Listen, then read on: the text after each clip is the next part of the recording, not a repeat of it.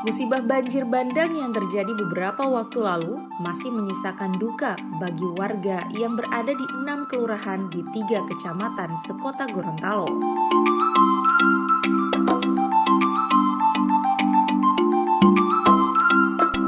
Material sampah rumah tangga serta lumpur yang berada di pemukiman warga menjadi perhatian serius pemerintah daerah bersama unsur Forkopimda dengan melakukan pembersihan wilayah yang melibatkan personil TNI, Tagana, dan instansi lainnya.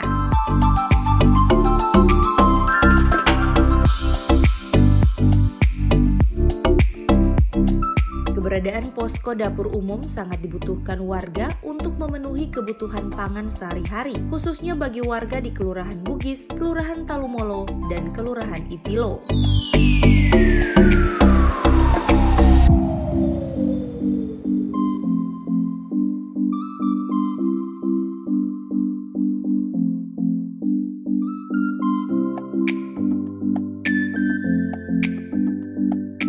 Dalam pengadaan dapur umum ini, selain dibangun swadaya oleh masyarakat maupun posko dapur umum dari pemerintah Kota Gorontalo, juga turut dibantu pemerintah Provinsi Gorontalo terkait persediaan kebutuhan warga.